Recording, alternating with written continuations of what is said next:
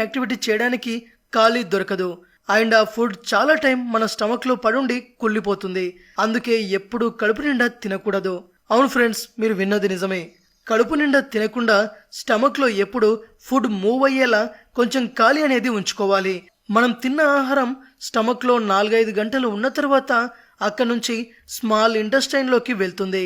ఇక్కడ food liver లో produce అయ్యే బైల్ జ్యూస్ లో కలుస్తుంది. ఈ బైల్ జ్యూస్ మన ఫుడ్ లో ఉండే ఫ్యాట్స్ ని డైజెస్ట్ చేస్తుంది. అంతేకాకుండా మన ఫుడ్ తో కొన్ని ప్యాన్క్రియాటిక్, ఇంటెస్టైనల్ జ్యూసెస్ కూడా మిక్స్ అవుతాయి. ఇవి ప్రోటీన్ ని ఇంకా డైజెస్ట్ చేస్తాయి. ఇంటెస్టైనల్ లో పెరిస్టాలసిస్ మూమెంట్ ఉంటుంది.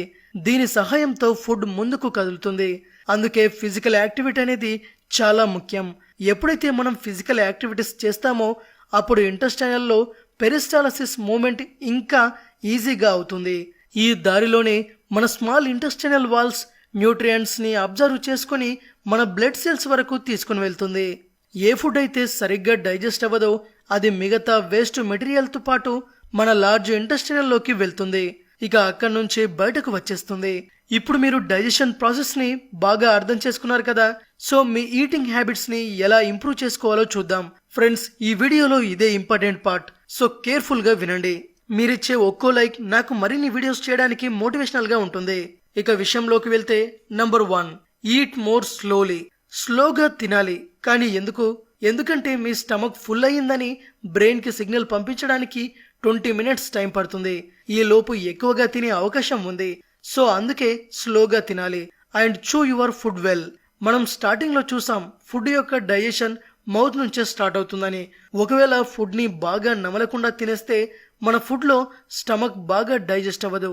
అండ్ ఇదే కాకుండా మన స్టమక్ లో చర్నింగ్ యాక్టివిటీ ఉంటుంది. దానివల్ల అన్ని ఎంజైమ్స్ ఫుడ్ తో బాగా మిక్స్ అవుతాయని తెలుసుకున్నాం. మీరు ఫుడ్ ని బాగా నమలకుండా తినేశారు. మీ స్టమక్ లోకి కొన్ని సాలిడ్ ఫుడ్ పార్టికల్స్ వెళ్ళిపోయాయి. అలా ఉన్నప్పుడు ఈ ఎంజైమ్స్ మీ ఫుడ్ తో సరిగ్గా మిక్స్ అవ్వవు.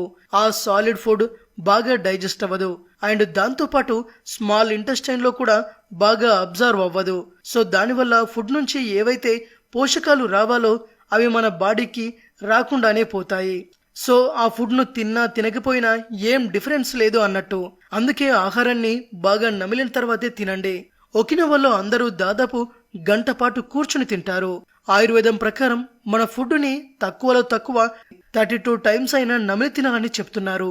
అలా చేస్తే అన్ని సాలిడ్ పార్టికల్స్ బ్రేక్ అవుతాయి అండ్ సలైవాతో బాగా మిక్స్ అవుతాయి.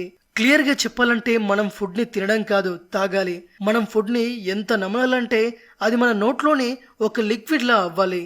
Number 2, don't drink water after eating food. మీరు చైల్డ్హుడ్ లో రస్నా తాగుంటే దానిపైన రాసుంటుంది ఒక లిమిట్ వరకే వాటర్ పొయ్యాలని.